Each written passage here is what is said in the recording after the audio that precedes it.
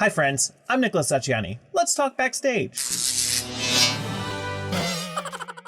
In today's video, I want to talk about how you can break down a show to create your own vision as a director. So the vision is really important as a director because your job as a director is to affect the audience. You are curating the audience's experience. That is one of your main roles. And using a creative vision to do that is one of your best tools because your vision is what everyone is going to be looking to in order to create their specific elements of the show. Your designers all had to fit into your creative vision. If you read Shakespeare and want to set it in a steampunk world, that comes from the director. And all of your designers, all of your actors will look at that vision and know how they can use their skill sets and their elements to create that world. So here are a couple questions that I like to ask myself as a director in order to help create my own vision for a show. So the first thing I want to ask is where the play takes place as it's written, which is usually pretty simple to answer because it's right there in the script. Once I answer where this play takes place, I'm going to ask myself, where do I want this play to take place? Do I want to change the setting? Now, most plays, the copyright is a big issue when you're trying to completely change where a play takes place, but in more abstract shows, let's take Shakespeare, for example, because that is something that a lot of people change the location of. Romeo and Juliet, it takes place in Verona. That is a real place, but we can kind of think abstractly and say, yes, it's Verona, but it's a steampunk version of Verona. That's what I mean by where are you changing the place? You can't actually physically change the location, but what is that location? What does the overall world look like? Whether you're keeping the location the same as it was written, or for some reason you are changing it, what is that world? You might not be changing location. It's still Denmark, but it's a steampunk version of Denmark. That is changing the world. And then I will ask myself, why? Why do I want to change it? If the answer is just because I think it's cool, that's not really a solid enough answer to make such a drastic change, because location was chosen by the playwright for a reason. If I'm trying to set Hamlet in like a present day situation, I might set it in Washington, D.C., which is a big mess right now. And Hamlet came back to Denmark and it was a big mess. So I might adjust that type of location. We're still saying it's Denmark, but it's the White House. I might do that to make another statement on the piece, to bring Hamlet current and relate it to what is happening in the world today.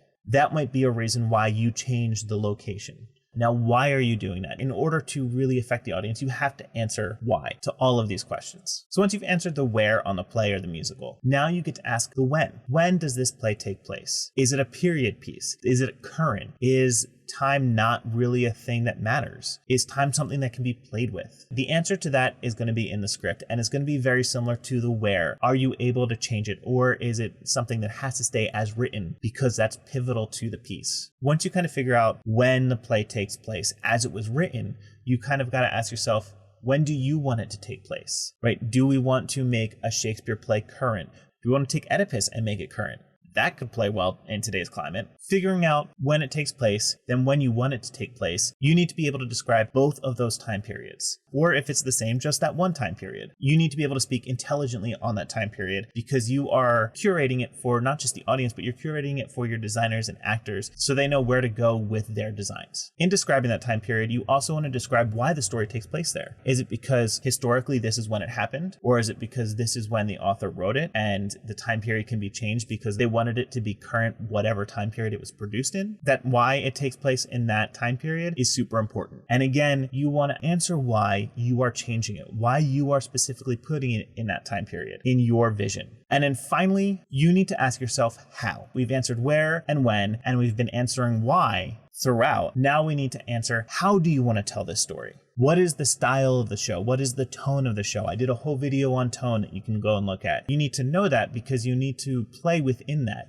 Is it a farce? Is it a slapstick comedy? Is it a melodrama? That is going to help set the tone and inform all of your designers, all of your actors, everyone working on the show, how to proceed. And again, you're going to want to answer why. What does this style do to enhance the storytelling? What does it do to enhance the themes of the show, to bring out the tone, to affect the audience? And then how physically do you want to tell the show? Is it abstract? Is it super realistic? And these parts of the questions you can start to answer with your designers. They might help inform what that is, but specifically how you want to physically tell the show is important because all of these where and when and the other parts of how, those are more theoretical type ideas. Now we need to figure out how physically we want to tell the story? How do we want to put it on stage? What kind of stage do we want to put it on? Do we have a choice in that? And how are we going to use the space that we have to tell this story? So those for me are the big questions that I need to ask in order to create a vision for the show. A central idea, that anchoring point for all the designers, for all my actors, for everyone involved in the show to latch onto in order to make the show one unified story that will affect the audience. Because again, my job as the director is to curate the audience's experience. And the best way to do that is having a strong vision to tell the story in the best way possible. Those are my questions to answer to create your vision. I hope you learned something. If you have other questions that you ask yourself as a director, I would love to hear them in the comments below. And I will see you next time. Bye, friends. These videos are made for educational purposes. Hopefully you learned something or it reinforced something you may already know. Now, this is just one way to do this, and there may be other ways to do what I've explained in this video, and I would love to hear about those ways in the comments. Just remember to be kind as you share your own experiences and expertise on the subject. And if you like this video, give me a thumbs up, like, and subscribe, and hit that little bell button to be notified of the next video.